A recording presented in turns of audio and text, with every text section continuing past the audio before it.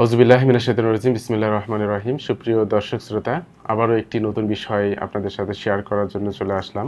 আপনারা জানেন যে বাংলাদেশ এমন একটা দেশ যেখানে সকল শ্রেণীর, সকল পেশার, সকল ধর্মের মানুষকে খুঁজে পাওয়া যায় এবং এখানে জাতি, ধর্ম, বর্ণ বিভিন্ন রকমের অর্থাৎ একটা বহুমাত্রিক মানুষের বসবাস এই বাংলাদেশে। তো এই বাংলাদেশে বর্তমানে যে অবস্থার সৃষ্টি হয়েছে, বিভিন্ন আন্দোলন, বিভিন্ন সংগ্রাম, বিভিন্ন দাবি দেওয়া রাজপথে এবং বিভিন্ন জায়গায় বিভিন্ন ব্লকেড, এই বিষয়গুলো নিয়ে আমি একটু আপনাদের সাথে কথা বলতে চাই। বাংলাদেশ যেহেতু বহুমাত্রিক মানুষের সমন্বয়ে গঠিত একটি দেশ, এই দেশে বিভিন্ন ধরনের রাজনীতি আছে, বিভিন্ন ধরনের মানুষের মন মেজাজ আছে। তো এই বাংলাদেশে সবকিছু করাই সম্ভব। যেমন ধরুন, আপনি রাজনীতি করবেন, আপনার ম্যান পাওয়ার দরকার আন্দোলন করার জন্য, মিছিল করার জন্য, মিটিং করার জন্য, অথবা কোনো দাবি দেওয়ায় পপুলেশন ডিসপ্লে করার জন্য।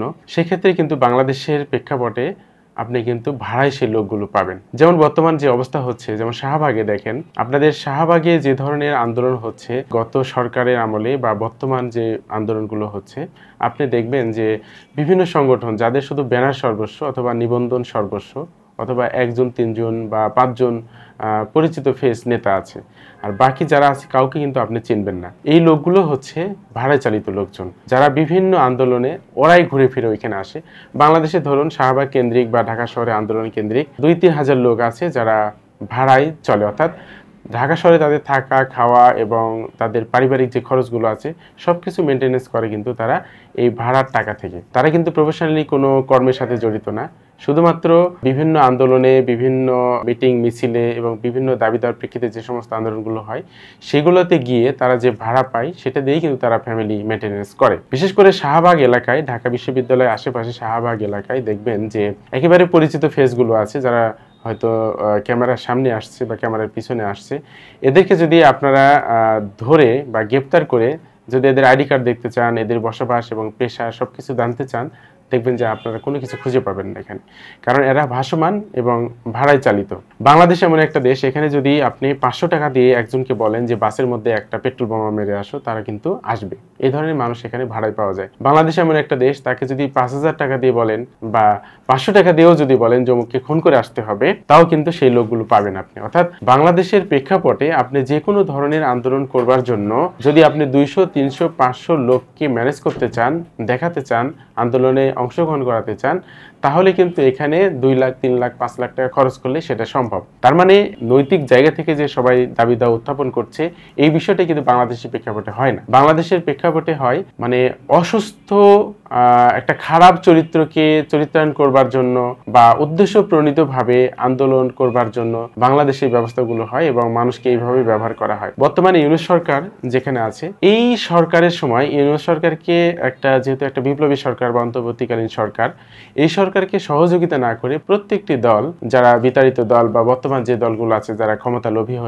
ক্ষমতালোভী দল আছে, তারা কিন্তু প্রত্যেকেই বিভিন্ন জায়গা থেকে লোকজন ম্যানেজ করে বিভিন্ন ইস্যুকে কেন্দ্র করে তারা কিন্তু এই ভাড়ায় চালিত লোকজন দিয়েই কিন্তু আন্দোলন ডিসপ্লে করছে। আরেকটা জিনিস দেখবেন যে বাংলাদেশ যদি 18 কোটির দেশ হয়, 18 কোটি মানুষ যদি বাংলাদেশে বসবাস করে, এখানে আন্দোলন করছে কতজন লোক? 500 জন লোক, 5000 লোক অথবা 10,000 লোক, ধরে নেন 1 লাখ লোক এই দাবির পক্ষে আছে বা তারা আন্দোলন করছে, শাহবাগ ঘেরাও করছে বা বিভিন্ন ধরনের মিডিয়াতে তারা ডিসপ্লে হচ্ছে।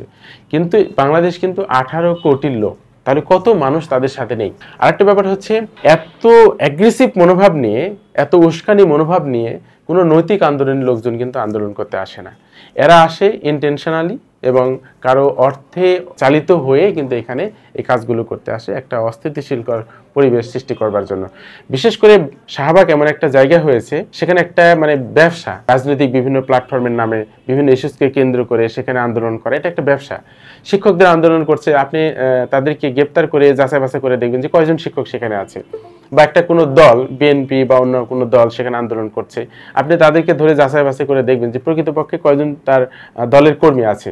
বা এই যে বর্তমানে এই যে ধর্ষণ বিরোধী বিভিন্ন ধরনের যে আন্দোলনগুলো হলো, সেইখানে আপনি তাদেরকে একটা একটা করে যদি ধরে যাচাই করা হয়, নৈতিক জায়গা থেকে ধর্ষণের বিরুদ্ধে বা ধর্ষণের বিচার চাই এই বিষয়টাকে সামনে নিয়ে কয়জন আন্দোলন করছে?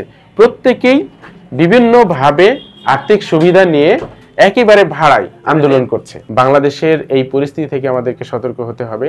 ইন্টারন্যাশনালি বাংলাদেশকে তারা বোঝাতে চাচ্ছে যে এখানে আসলে আমাদের অনেক দাবি দেওয়া আছে, বর্তমান সরকার সঠিক মতো বিচার করছে না অথবা গভর্নমেন্ট পরিচালনা করতে পারছে না। এই জিনিসটাকে ইউনিট সরকারকে ব্যর্থ করে দেওয়ার জন্য এই ভাড়ায় চালিত জনশক্তিগুলো বিভিন্ন অপশক্তি ব্যবহার করছে। আর যারা ভাড়ায় চলে, যে সমস্ত জনগণ ভাড়ায় চলে, দেখবেন যে বস্তি এলাকায় বা বিভিন্ন এলাকায় বসবাস করে, এডুকেশন কোয়ালিফিকেশন, রাজনৈতিক দর্শন বা ধর্মীয় দর্শন তাদের মধ্যে কোনো কিছুই নেই। তারা ইনস্ট্যান্টলি 100 টাকা, 200 টাকা, 500 টাকা বা 1000 টাকা পাচ্ছে, আর সেই পক্ষে তারা একেবারে লড়াই করে যাচ্ছে এবং মিডিয়া এমনভাবে প্রচার করছে মানে ওই পক্ষে, এই আন্দোলনের পক্ষে যেন সব লোক।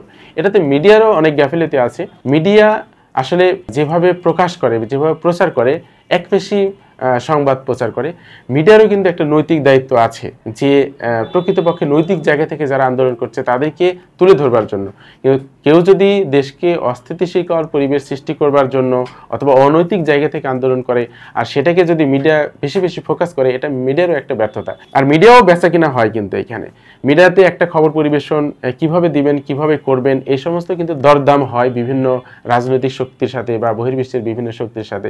সেভাবে মিডিয়াও কিন্তু এই খবরগুলো প্রচার করে। সুতরাং এখানে মিডিয়া জড়িত, এখানে যারা আন্দোলন করছে তারা জড়িত, যারা করাচ্ছে তারা জড়িত। তো এই জায়গাগুলোকে ঠিক করার জন্য একেবারে গভর্নমেন্টের উচ্চতর পর্যায় থেকে বিশেষ চিরুনি অভিযান হওয়া দরকার এবং এই ধরনের যারা উস্কানিমূলক কর্মকাণ্ড করছে তাদেরকে আইনের আওতায় নিয়ে এসে তাদেরকে শাস্তির ব্যবস্থা করা দরকার। এবং বাংলাদেশ থেকে মানে এখন বর্তমানে হয়েছে কি, মানে সবাই আন্দোলন করার একটা সুযোগ পাচ্ছে, কথা বলার একটা সুযোগ পাচ্ছে। 15-16 বছর মুখটা সেলাই করা ছিল, এখন যখন এই সেলাইটা খুলে ফেলা হয়েছে এখন সব কথা বলার সুযোগ পাচ্ছে। এই জন্য বৈধ কথা, অবৈধ কথা, কোনটা কোন কথা কোথায় বলা যাবে না যাবে কোনো মানে যাচাই বাছাই নাই। যে যেমন পারছে আন্দোলনের নামে এসে দাঁড় হয়ে যাচ্ছে। 2 জন 3 জন একবারে বস্তি থেকে এসে, তাদের চেহারা দেখলেও বোঝা যায় আসলে তারা এই ধরনের একটা পরিবেশ থেকে এসে আন্দোলনের নামে দাঁড় হয়ে যাচ্ছে এবং সেখানে একটা বিশৃঙ্খল পরিবেশ সৃষ্টি করছে। আর এই খবরগুলো আমরা যারা সাধারণ মানুষ আছি, যারা খুব সুন্দরভাবে জীবনযাপন করতে চাই, তাদের কাছে ফেসবুক মিডিয়ার মাধ্যমে এসে আমাদেরকে আমাদের লাইফস্টাইলটা অস্থির করে তুলছে। সুতরাং এই জায়গা থেকে আমাদের মুক্তি পেতে হবে এবং আমি অনুরোধ করব বর্তমান সরকারকে এবং সকল রাজনৈতিক দলকে, আপনারাও অত্যন্ত সুচিন্তিতভাবে আপনাদের দাবি দাওয়াগুলো পেশ করবেন এবং সাংবিধানিকভাবে পেশ করবেন। আপনাদের দাবি দাওয়া থাকতে পারে, ওনাদের দাবি দাওয়া থাকতে পারে। আর গভর্নমেন্টকে অনুরোধ করব একটা চিরুনি অভিযান করে যারা এই দুষ্কৃতকারী এবং দেশকে অস্থিতিশীলকর পরিবেশ সৃষ্টি করতে চায় তাদের বিরুদ্ধে একটা চিরুনি অভিযান করে এমন একটা পর্যায়ে নিয়ে আসা যাতে করে কেউ আন্দোলন করতে গেলে তার যৌক্তিক দাবির পরিপ্রেক্ষিতে যেন আন্দোলন করে, যত্রতত্র যেন তারা আন্দোলন করতে সাহস না পায়। সকলকে আবারও ধন্যবাদ জানিয়ে আমি আমার কথা শেষ করছি। আসসালামু আলাইকুম ওয়া রাহমাতুল্লাহি ওয়া বারাকাতুহু।